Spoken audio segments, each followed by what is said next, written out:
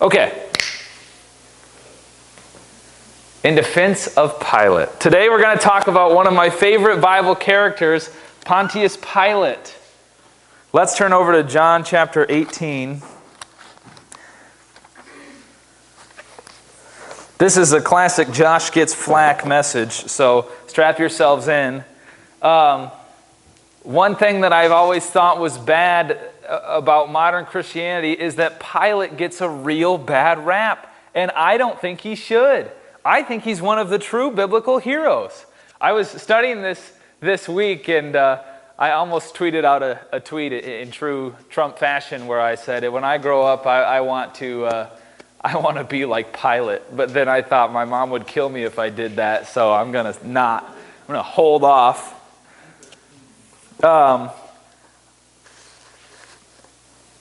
I've always been at least a fair weather fan of Pilate, and I've always believed that he's gotten a bad rap. He's always been one of the big bads in view of Christianity, right? People go, "Oh, Pilate, he's the worst one," or it's like him and Judas are in cahoots with who betrayed Jesus the most. But I don't think that's a fair assessment of him. So today I want to look at Pilate and make a case for him being really more godly than a lot of the people that are involved in this situation. Through our examination of Pilate, we're going to see some admirable qualities that maybe we should have from him, possibly. But more importantly, we're going to see how Jesus interacts with people like Pilate, right? Which is a very interesting type of character, because I think that Pilate looks a lot like us modern Americans. So let's go over there. We're going to start John chapter 18, verse 28.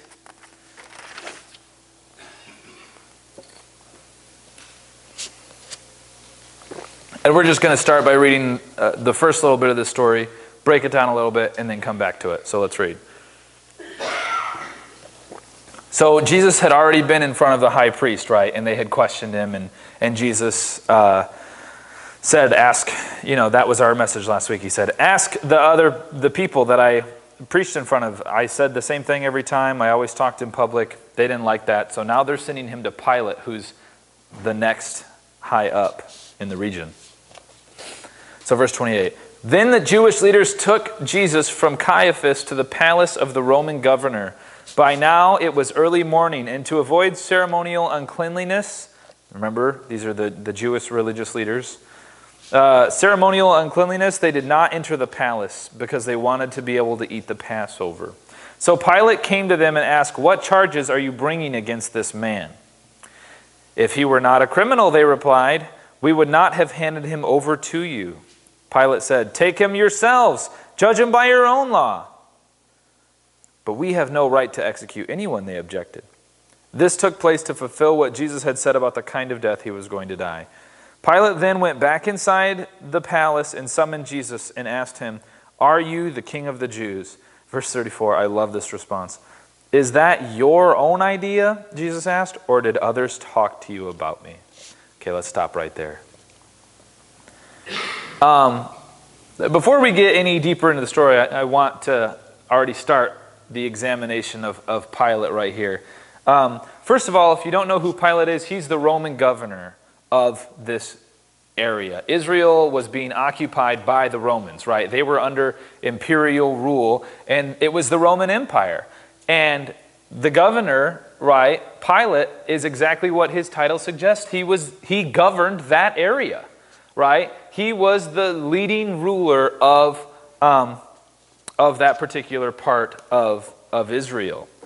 So this guy was an elite, right? He was high up. He was successful. He was revered, respected, and really, to them, to this society, important. He had a lot of power. I'm going to put that down. Okay, so, and then the last thing I want to mention about that is he was secular. This is very important. Roman society, first of all, the first thing I want to mention about it is that it's a meritocracy, which what that means is if, especially in the Roman military, if you did well, if you lived honorably, if you were smart and did good things, you'd move up. That was what, especially in the earlier stages, that's what a lot of their society was based on, was merit. How well did you do? That's how you moved up the food chain. So for Pilate here, in that culture and in that society, for him to be at the top, obviously it wasn't a perfect system and that wasn't always the case, but in theory, for him to be at the top, he would have accomplished great things, impressed the right people. You know, it wasn't like he was someone unqualified that was appointed by a king for no reason because it was his cousin or something. This guy went to the Ivy League school, right, and got good grades because he worked hard and moved up the ladder and is now a CEO, you know what I mean, or whatever, right? That is how the Roman society worked in theory for the most part. Romans are like Americans in the 1920s. They're very close, right? They, first of all, valued ideas. They were Hellenized. They were influenced by like all of the Greek philosophers, Plato, Socrates.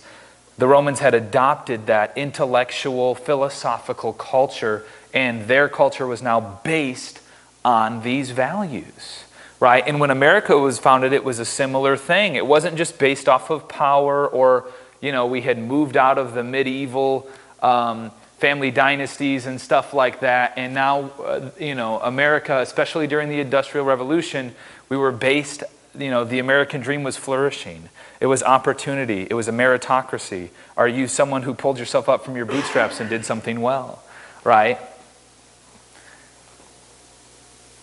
Out of all of the cultures and characters in the Bible, I think that Pilate and the Romans are the ones that look the most like us, so we should be able to relate to them, is why I'm saying that. He's a secular intellectual living on the top of a meritocracy. So that is, in any society, a pretty good spot to be in. And I say that for this point here, he's got a great life. He's at the top of the food chain in one of the most successful cultures in the history of the world. This dude's not going to give it up. Spoiler alert for the end of the message. For someone he's never met or has no idea who this guy is, right? He's got a great life. And he's secular. He's not a part of Jewish history, Jewish culture, Jewish nothing. He's from Rome, right? He has no stake in religion, no stake in Judaism. He's got no stake in Jesus at all. Jesus to Pilate, when he brings Jesus to him, is just some random guy. That's it, right? He's probably heard about him a little through the grapevine, but he's not, Pilate never expected a Messiah, right? He's not worried about God's wrath. The Roman culture before Christianity was polytheistic, so it had tons of gods. There was a sun god and a blah, blah, blah, and they were more true superstition than like actual religions, right? You would do some ceremony to like have the sun god shine on you in battle, you know, but they didn't really care about it. And so Pilate was coming from this culture. Didn't really care. Do we know people like that in our lives who don't really have any stake in religion? They're just living in a meritocracy. It's relevant. That's a lot of people around us in our modern time. Yeah, I don't really care about God. It's not really my thing. I've heard about Jesus, but I don't really know anything about him. That's what Pilate's like, right? Okay, gonna keep going here. He believed in power, money, and knowledge. Not just him, but that was a lot of Roman society. Again, it operated a lot like ours. It was opportunity, business. Instead of entrepreneurship, it was more military, but that's the idea. Okay.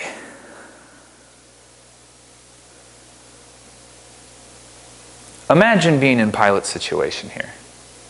Well, let's go to the next slide really quick. I want to see if it's up there. Yeah, let's go back to our scripture and start in verse 34 again. And we're going to finish the rest of the story, and then we'll break it down. Verse 34, is that your own idea, or did others talk to you about me? Verse 35, am I a Jew? Pilate replied. Your own people and chief priests handed you over to me. What is it that you have done? Jesus said, my kingdom is not of this world. Relevant. Mark that in your brains. Make a mental note. My kingdom is not of this world. If it were, my servants would fight to prevent my arrest by the Jewish leaders. But now my kingdom is from another place. You are a king then, said Pilate. Jesus answered, you say that I am a king. In fact, the reason I was born and came into the world is to testify to the truth. Everyone on the side of truth listens to me. And this is a very Greek response from Pilate. This seems just like all the Greek philosophers. He asks, what is truth? That's such a philosophy major thing to say, those prudes. What is truth? No, it's actually a great question. I love it. Retorted Pilate. With this, he went out again to the Jews gathered there and said, I find no basis for a charge against him. But it is your custom for me to release one prisoner at the time of the Passover. Do you want me to release the king of the Jews? They shouted back, no, not him. Give us Barabbas. Now Barabbas had taken part in an uprising. Then Pilate took Jesus and had him flogged. And we see this stuff and we're like, oh, Pilate's bad, right? Pilate had him flogged. Pilate beat him up, right? The Jews wanted to kill him. So we can see in Pilate's perspective, maybe if we just give him a good flogging, then they'll say, okay, he can go, right? This isn't so bad. They flogged and killed people all the time. This is like, let's give him, a couple raps on the knuckles, and then maybe this whole thing will blow over. Because look at what Pilate does next after that, right? The soldiers twisted together a crown of thorns and put it on his head. They clothed him in a purple robe and went up to him again and again, saying, Hail, King of the Jews! And they slapped him in the face. But once more Pilate came out and said to the Jews gathered there, Look, I am bringing him out to you to let you know that I find no basis for a charge against him. When Jesus came out wearing the crown of thorns and the purple robe, Pilate said to them, Here is the man. As soon as the chief priests and their officials saw him, they shouted, Crucify, crucify! But Pilate answered, You take him and crucify him. As for me, I find no basis for a charge against him.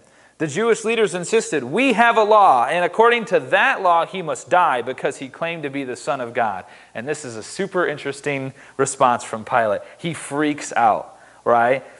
When Pilate heard this, he was even more afraid, and he went back inside the palace. Where do you come from? He asked Jesus. But Jesus gave him no answer. Do you refuse to speak to me? Pilate said. Don't you realize I have the power either to free you or to crucify you? Jesus answered, You would have no power over me if it were not given to you from above. Therefore, the one who handed me over to you is guilty of a greater sin. From then on, Pilate tried to set Jesus free, but the Jewish leaders kept shouting, If you let this man go, you are no friend of Caesar. And anyone who claims to be a king opposes Caesar. When Pilate heard this, he brought Jesus out and sat down on the judge's seat at a place known as the Stone Pavement, which in Aramaic is Gabbatha. It was the day of preparation of the Passover. It was about noon. Here is your king, Pilate said to the Jews, but they shouted, Take him away, crucify him, crucify him. Shall I crucify your king? Pilate asked. We have no king but Caesar, the chief priest answered. Finally, Pilate handed him over to be crucified. We can stop right there. With zero stake in God and no anticipation for a Messiah, Jesus is just a random person to Pilate. We've already seen that, right? So look at this from Pilate's perspective. He's doing this thing where he's a foreigner in Israel. He's at the top of the food chain, has all of this great success and wealth and prestige. And all of the people, the whole congregation of the people that he's ruling. And the majority of his job is to keep the peace. If he suffers through a coup, if he can't, again, it's a meritocracy. If he can't do well in his job, especially with those high of stakes, and especially if the coup that happens because of treason on Pilate's part, he'll die. He'll lose his job. He'll lose his life. He'll lose everything, right? So let's look at this from his perspective. Here comes this random guy who all of the people of Israel are now coming to Pilate and saying, you should kill this guy. He's a bad guy. It's noble of Pilate. If Pilate was a bad guy, he would have just said, okay, dead. But he doesn't. He listens to Jesus. He talks to Jesus. He interacts with Jesus. And the more he does that, the more he says, hey, I don't think we should kill this guy. Right? So he opposes his entire group of people that he's governing and says, I don't think we should kill this guy. And he says it, he objects to the whole congregation of Israel 7 times. And the more he does it, the more opposition they give him and say, hey, if you don't kill this guy, that's treason. He's claiming to be a king. They had a good case for this scare for Pilate, right? And they kept saying, if you defend him, you're no friend of Caesar. And they kept playing that card. And eventually, after 7 times, Pilate does what they ask. Now it's like, well, then Pilate killed Jesus. But again, what I think is amazing is that Pilate stands up for Jesus at all. Here's this guy who says this crazy stuff that he's never seen before, like, I'm a king from another world. That seems crazy, right, to a secular person. But Pilate, after 1 hour with Jesus, considers putting his career and life on the line for Jesus. Pilate listens to Jesus, and because of an hour with him, Pilate tries to save his life 7 times. For Pilate to save Jesus, he would have needed to give up. For Pilate to save Jesus' life, he would have needed to given up his own. Ignore that spelling on there. Pilate gives more support for someone he just met than everyone else involved with the situation. Really, Pilate is the only advocate for Jesus in this whole story. We shouldn't knock him. He's pretty reasonable, right? He, I would say, is heroic. Imagine no,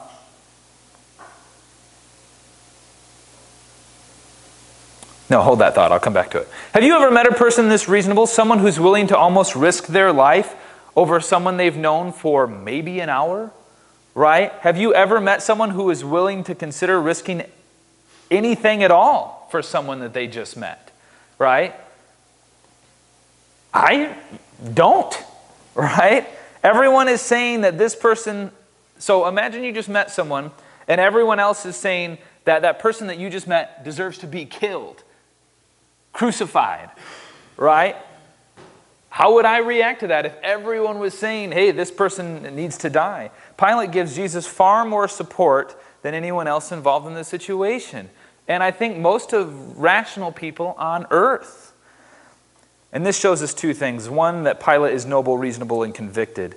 And secondly, and here's what's important for our message today. If you've been wondering where this message is going, it shows us the immense influence that Jesus has on people that are reasonable.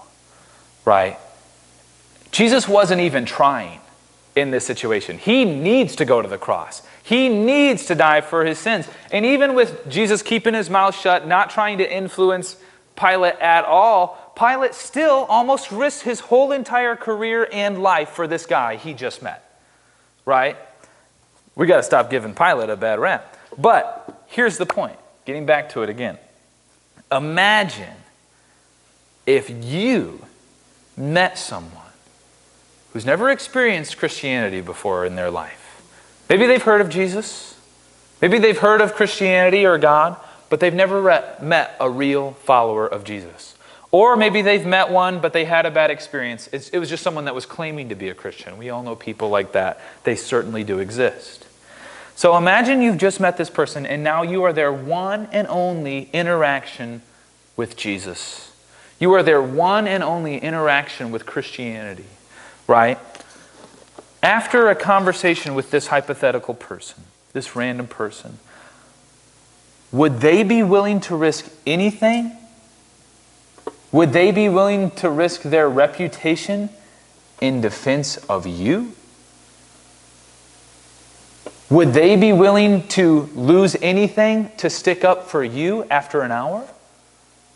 What about your beliefs, right? If someone who's never experienced Christianity before interacts with you, a Christian, will they leave that conversation going, I don't know if I agree with their beliefs, but I won't have anyone slander Christianity in my presence anymore, right? This is what happened with Jesus and Pilate. Pilate interacts with Jesus, this guy he's never met, spends maybe an hour with him, and while the rest of the world is saying, this guy deserves to die, Pilate says, I don't think he should. And when they say, hey, this guy, he claims to be the Son of God, Pilate goes, hold on, what was that last part? He buys into it. Because after his interaction with Jesus, that's not the craziest thing he's ever heard, that Jesus is the Son of God. Right? We all know that there are secular people out there who claim Christianity is absolutely bogus. Right? There's a lot of secular people who go, oh, Christians are just judgmental. Christians are hypocritical. Christians are mean or whatever. And I hate to say it, but they might be right. Maybe that's the only interactions with Christians that they've ever had. Churchgoers, I should say, right? People who claim to be following Jesus. There are a lot of people who claim to be following Jesus that are judgmental, irrational, or rude.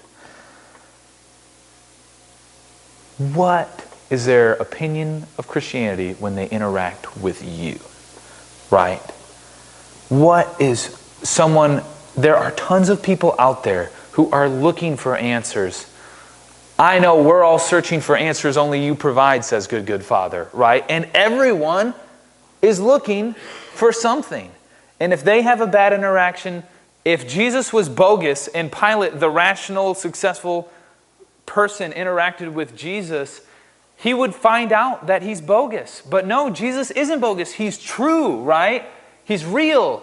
He's convicted. He's honest. There's something supernatural about them, and Pilate can tell. Do we have any of those qualities when we interact with others? Right? When Jesus interacts, and I'll say this one more time, and we're almost to the last part of our message here. When Jesus interacts with non-believers, they are almost willing to lay down their lives after an hour with him. And that's with Jesus not even trying. And this is how we should be. When non-believers interact with us, they should leave the interaction going, again, I don't know if I agree with their beliefs, but I won't agree with anyone who slanders them. If someone does slander Christianity, and their response should be, whoa, tread lightly. I know some astounding Christians, right? Are there any secular people in your life who will say something like that because of you, right? I know some institutions, right? Like, and this happens all the time with like racism or whatever. Like, someone say who...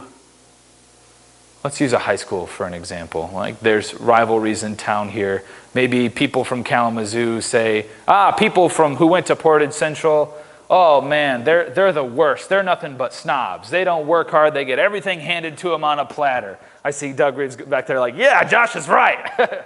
I think that too. This is a real example. No. But if there was a person, so say you said that to a group of people. Oh, Portage Central, they're all a bunch of spoiled brats. They don't know anything about life at all. If there was one person in that group who had a good friend, a noble friend, who didn't fit that description, they'd say, right, I know people from Portage who are good people, right, who went to Portage Central. They're some of my closest friends, and they're noble, hardworking, and they're not any different from me at all, right? If someone said that to me in rudeness, I hopefully would say, hey, I know some good people who went to Portage Central. Let's lay off them, right? Is anyone saying that about Christianity because of you or because of me? They should. I want my non-Christian friends to say about Christianity, well, I know at least one Christian who is awesome, so I can't knock Christianity completely, right? Pilate would say, I don't know about the Jews or Christianity, but have you guys talked with Jesus? that guy is great. So I don't know everything about Christianity, but I do know there's at least one whom I respect and love. And we should be that for people. When we interact with non-believers, our interactions with them should make them question their entire belief set. We should have them asking, maybe there is something out there, right? If someone that I loved and respected, let's say, was a flat earther, someone who believed the earth was flat. This might be way too out there of an example. But say maybe like the smartest person, I think my brother Caleb is the smartest person I've ever met. I think of him as the smartest individual, the deepest thinker, the most rational person that there is.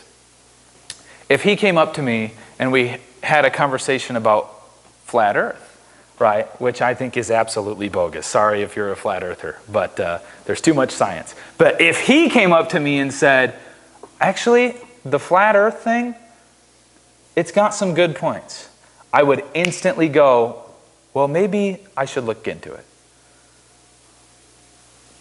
That's how much influence my brother Caleb has on me.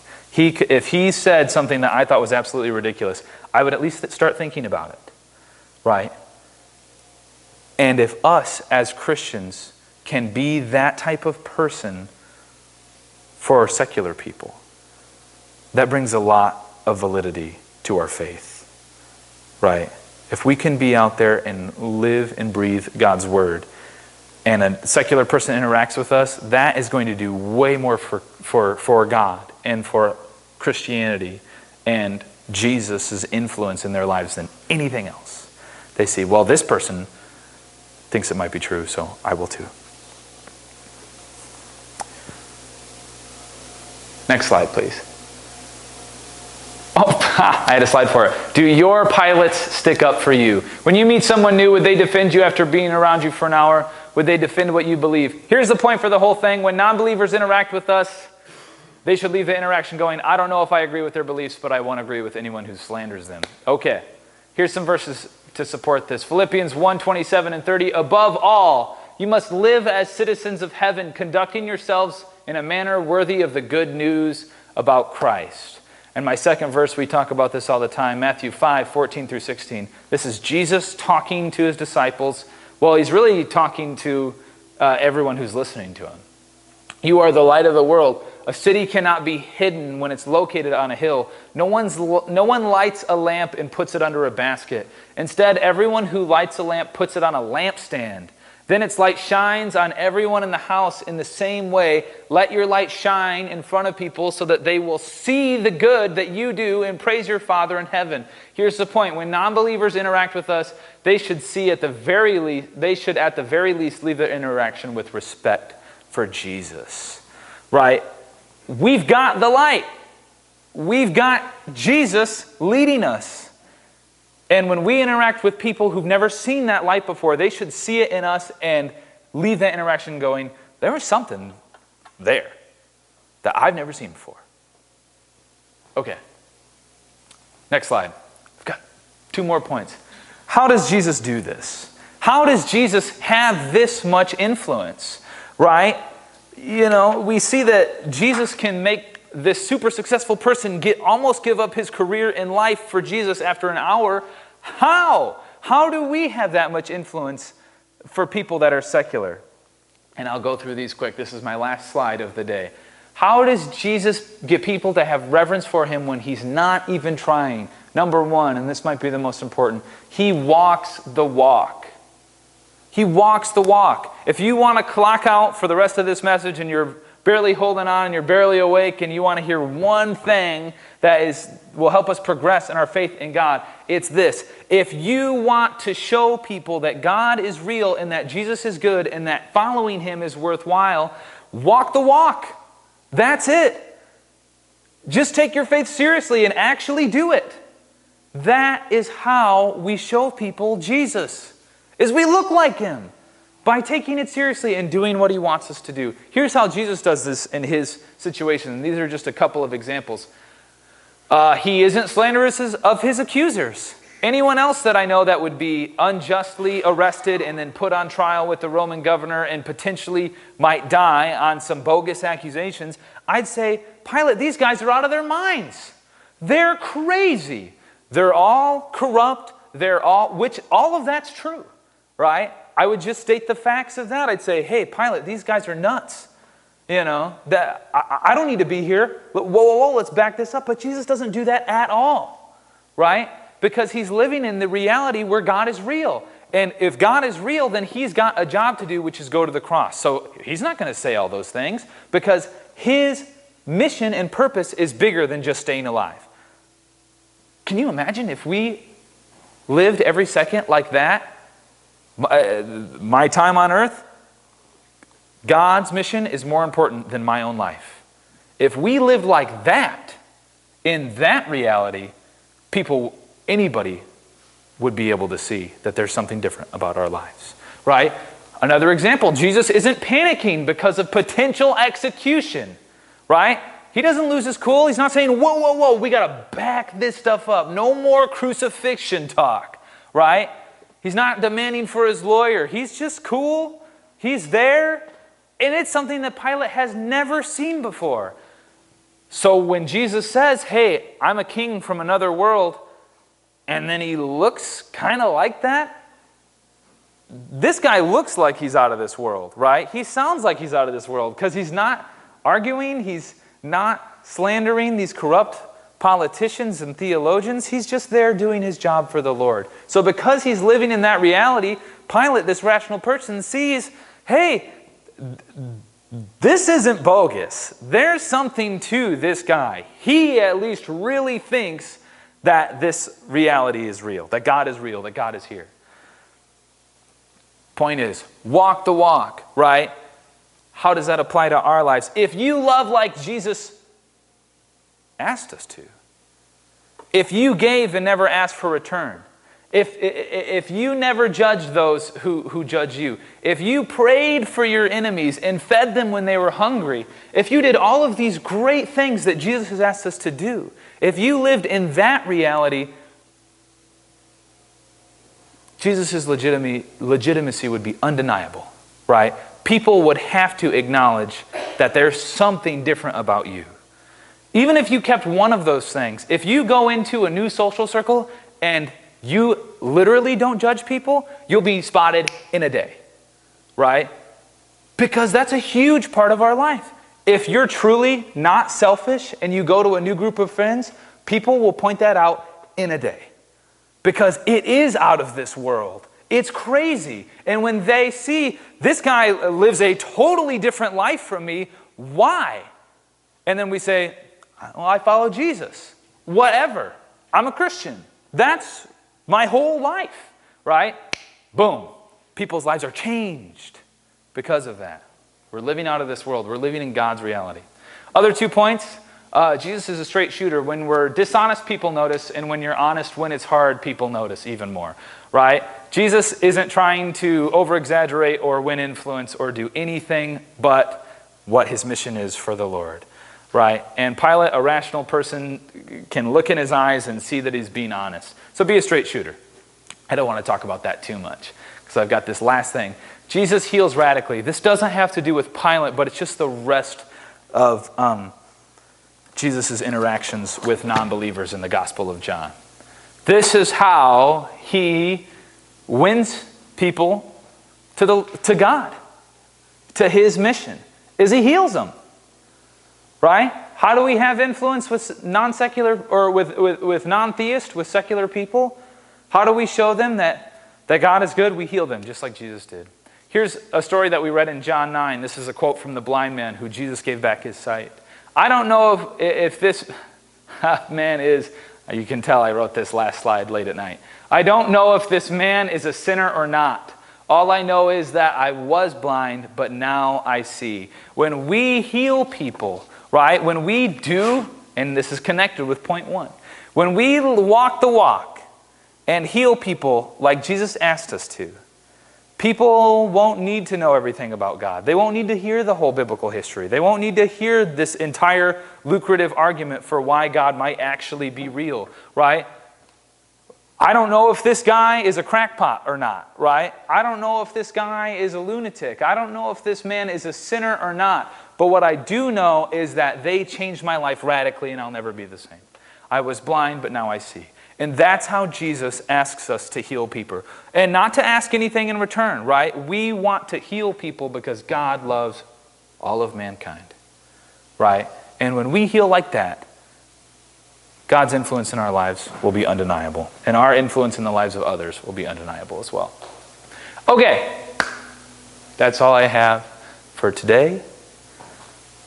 We're going to have some prayer and take an offering, and then we'll be dismissed. So let's have a word of prayer. God, we just ask that you would help us to want to influence those around us to know you, because knowing you is good. We've experienced that for ourselves. Help us to love them by evangelizing. Help us to serve them through ministry. And help it not to be prideful. Help it not to have any ulterior motives other than loving others and loving you. Help us to remove pride from us, Lord, and remove laziness, or if there's any kind of sinful stimulant in our lives, help us to get rid of that so that we can keep our eyes focused on you and serve you every day. We thank you, Lord, that you are good, and when people interact with you, they see that you are legitimate and true and good. Help us to experience that every day. In Jesus' name we ask and pray all these things. Amen.